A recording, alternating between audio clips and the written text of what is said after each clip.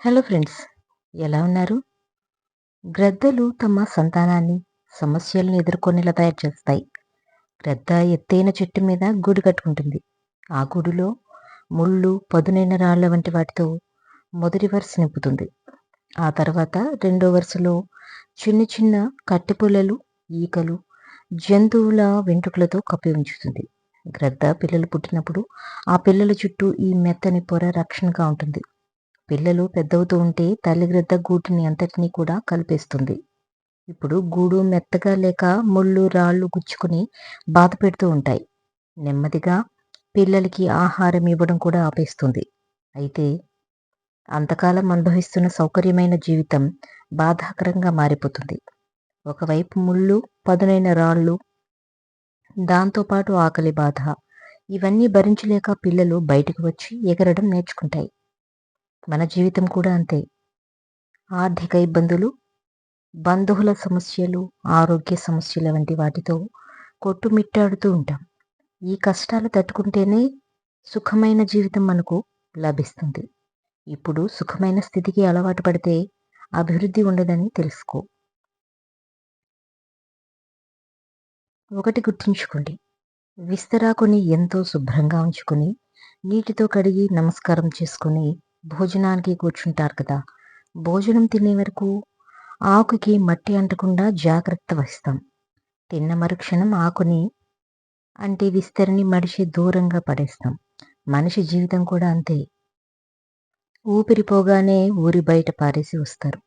విస్తరాకును పారేసినప్పుడు సంతోషపడుతుంది. ఎందుకంటే పోయే ముందు ఒకరి ఆకలి తీర్చడానికి తాను ఉపయోగపడ్డానులే అన్న తృప్తి ఆ ఆకుకి ఉంటుంది. విస్తరాకి ఉన్న ఆలోచన భగవంతుడు మనుషులకు కూడా ఇవ్వాలని భగవంతుని ప్రార్థిస్తూ సేవ చేసే అవకాశం ఇస్తున్నప్పుడు మీరందరూ కూడా సేవ చేయండి. మళ్ళీ ఎప్పుడైనా సేవ చేయొచ్చులే అనుకుని వాయిదా వేయకండి. ఆ అవకాశం మళ్ళీ వస్తుందని అనుకుంటే కుండ ఎప్పుడైనా పగిలిపోవచ్చు. అప్పుడు విస్తరాకి ఉన్న తృప్తి కూడా మనకు ఉండదు. ఎంత సంపాదించి ఏం లాభం చెప్పండి? ఒక పైసా కూడా తీసుకుపోలేము. కనీసం మన ఒంటి మీద బట్ట కూడా మిగలనివ్వరు. అందుకే ఊపిరి ఉన్నంత వరకు నలుగురికి ఉపయోగపడే విధంగా జీవించండి. ఇదే జీవిత పరమార్థం. ఒక్కోసారి మనకి అత్యంత ఆత్మీయులు, నమ్మిన వాళ్ళే మన మీద బురద చల్లుతారు. మనకి ఏమీ కారు అనుకున్న వాళ్ళు మన పట్ల ఎంతో అభిమానం చూపుతారు. మనం చేయని తప్పులకు కూడా కురుంగిపోయేలా చేస్తారు కొందరు. మనం చేసిన తప్పులను కూడా విస్మరించి మనం సంతోషంగా ఉండేలా చేస్తారు మరికొందరు. వాళ్ళ అవసరం మనకి ఎంతో ఉన్నప్పుడు మన కర్మానికి మనల్ని వదిలేసి వెళ్తారు కొందరు. మమ్మల్ని వదిలేసి వెళ్ళండి అని విసుక్కున్న కష్టకాలంలో వెన్నంటే ఉంటారు మరికొందరు. ఈ ప్రపంచంలో రకరకాల వ్యక్తుల సమ్మేళనం. ఎవరి దగ్గర ఎలా ఉండాలో, ఎవరికి దూరంగా వెళ్ళాలో నువ్వే నిర్ణయించుకో. అదే నీ విజ్ఞత. ఆ విజ్ఞతను సముపార్జించుకోవడమే నీ జీవితం. ఇంట్లో నాన్నని చూసి నేర్చుకో, కష్టపడకుండా ఏది రాదని. అమ్మని చూసి నేర్చుకో, ఓర్పు లేకుండా బ్రతకలేమని. చెల్లిని చూసి నేర్చుకో, ఇంట్లో కలికి రూపం అమ్మాయి అని. తమ్ముణ్ణి చూసి నేర్చుకో, అల్లరి కూడా అందంగా ఉంటుందని. జీవితాన్ని చదవాలంటే ముందు మీ కుటుంబాన్ని చదువు. సిలబస్ అందంగా ఉంటుంది కదా. మనిషి జనన మరణాల మధ్య ఓ చిన్న గీత ఉంటుంది. అది దాటే క్రమంలో ప్రేమానురాగాలతో, బంధాలతో, అనుబంధాలతో, ఈర్ష్య, స్వార్థం, అహంకారం, మంచి చెడు ఇంకా చెప్పుకుంటూ పోతే చాలా ఉంటాయి. వీటన్నిటితో ముడిపడిన మనిషి వాటిని దాటేస్తున్న సమయంలో తప్పకుండా తెలుసుకోవాలి, లేదా తెలుసుకుంటాడు. తనకున్న బాధ్యతలే తన జీవిత గమ్యమని, చివరికి మిగిలేది ఏమీ లేదని తెలుసుకో. వీటన్నిటినీ జయిస్తూ, దాటుకుంటూ మనిషి స్వేచ్ఛగా మనసు నక్షత్రంలో తప్పకుండా ఆ తర్వాత వారు చేసిన పనులకు ఆధారంగా అందరి హృదయాల్లో వారి స్థిర నివాసం వారికి ఉంటుంది. అది మంచైనా చెడైనా ఏదైనా సరే. ఆశయం చాలా గొప్పది. అయినప్పటికీ ఈ ప్రయాణంలో అన్వేషించడం మొదలైనప్పుడు ఒత్తిడి పెరగచ్చు. నీ నైపుణ్యంతో అధిగమించినప్పుడే కదా నీలోనే నాయకత్వపు లక్షణాలు గుర్తింపులోకి వస్తాయి. ఒక విషయాన్ని గుర్తుంచుకో, ఒకరికి మనం అక్కరలేనప్పుడు మనం చేసే ప్రతి పనిలో కూడా తప్పుల్ని వెతుకుతారు. ప్రాణంగా ప్రేమిస్తే విలువలేని రోజున ఆ ప్రేమ సమాధి అయినట్టే. మన మీద మన మాట మీద నమ్మకం లేదని తెలిసిన రోజున మనం చచ్చినట్టే లెక్క. మనకి ఎంత దూరంగా ఉంటే వాళ్ళకి అంత ప్రశాంతత దొరికినట్టు అని తెలిస్తే మనం దూరంగా ఉండటమే మంచిది. కానీ ఒకటి, ప్రేమ కోసం, ప్రేమించిన వారి కోసం ఎక్కడ ఉన్నా, ఎంత దూరంలో ఉన్నా కొంతమంది వెతుక్కుంటూ వస్తారు. మోసం చేసిన వాళ్ళకి అంత దూరం వెళ్ళాల్సిన అవసరం లేదు. వారి కోసం అన్ని ఇబ్బందులు పడాల్సిన అవసరమే లేదు. మనతో ఉన్నవాళ్ళు మోసం చేస్తున్నారని అందరూ కూడా అలాగే ఉంటారని అనుకోవడం చాలా పొరపాటు.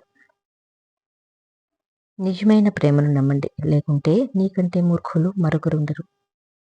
ఒక కొడుకు ఒక తండ్రి దగ్గరికి వచ్చి తన జాబితా ఇచ్చి, ఈ జాబితాలో ఉన్న 50 మంది నా స్నేహితులు. వీరిని నా పెళ్లికి పిలుద్దామని అనుకున్నానని చెప్పాడు. అప్పుడు తండ్రి, సరే ఆ జాబితాలో ఉన్న వారందరినీ నేను పిలుస్తాను. నువ్వు మిగిలిన పనులు చూసుకో అని చెప్తాడు.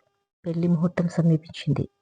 పెళ్లి మండపంలో చూస్తే తన స్నేహితులు 10 మంది మాత్రమే కనిపించారు. వెంటనే కొడుకు వాళ్ళ నాన్న దగ్గరికి వెళ్ళి, నాన్న నీకు 50 మంది జాబితా ఇచ్చాను కదా, మరి 10 మంది మాత్రమే ఉన్నారు. మిగిలిన వారిని మీరు పిలవలేదా అని అడిగాడు. అప్పుడు తండ్రి, నేను నువ్వు ఇచ్చిన జాబితాలో ఉన్న వారందరినీ పిలిచాను. కానీ నీ పెళ్ళి అని చెప్పి లేదు, నా కొడుకు ఒక పెద్ద సమస్యలో ఇరుక్కున్నాడు. మీరెవరైనా అతనికి సహాయం చేయదలుచుకుంటే ఈ సమయానికి ఇక్కడికి వచ్చి సహాయం చేయండి అని చెప్పాను. ఇప్పుడు వచ్చిన వాళ్ళలో నీ నిజమైన స్నేహితులు, మిగిలిన వారు స్నేహం ముసుగులో ఉన్న పరిచయస్తులు. పరిచయం ఉన్న ప్రతి ఒక్కరిని స్నేహితుల భావించవద్దు అని చెప్పారు. అర్థమైందనుకుంటా. జీవితంలో ఏది కోల్పోయినా పర్వాలేదు, కానీ ఇంకొకరి కోసం మనల్ని మనం కోల్పోకూడదు. ఎందుకంటే మన ఇష్టాలు ఏంటి అనేది మనకు మాత్రమే తెలుసు కాబట్టి. ఇంకొకరి కోసం మనల్ని మనం వదిలేస్తే చివరికి నీ గమ్యం ఏంటి అనేది నీకే తెలియకుండా పోతుంది. ఎలాంటి వ్యక్తినైనా పరిస్థితులు మార్చేస్తాయి. సున్నితంగా ఉన్నవారిని కఠినంగా, కఠినంగా ఉన్నవారిని సున్నితంగా. కాలంతో పాటు మనిషిలో మార్పు కూడా సహజం. ఎప్పుడూ ఒకేలా ఉంటారని ఎవరిని కూడా అనుకోవద్దు. ఒకరి మీద అంచనాలు పెట్టుకొని బాధపడటం కన్నా ముందుగా నిన్ను నువ్వు నమ్ముకో. జీవితంలో నిలదొక్కుంటావు. ఒక విషయాన్ని గుర్తుంచుకో, తప్పు చేస్తున్నప్పుడు వెనక్కి లాగేది, నీ లోపాన్ని ఎత్తి చూపేది, మంచి చెడు తెలియచేసేది, నువ్వు బాగుంటే తృప్తిగా ఉండేది ఇంకెవరో కాదు, నీ అంతరాత్మే. లోకంలో ఎవరినైనా మోసం చేయగలవేమో కానీ అంతరాత్మని అస్సలు మోసం చేయలేవు. ఒక స్త్రీ పురుషుడిని ఆకర్షించడాన్ని చాలా సులువుగా మరియు సునాయాసంగా చేయగలదు. ఎందుకంటే ప్రకృతి స్త్రీలకు పురుషుని ఆకర్షించే శక్తిని అందిస్తుంది కాబట్టి.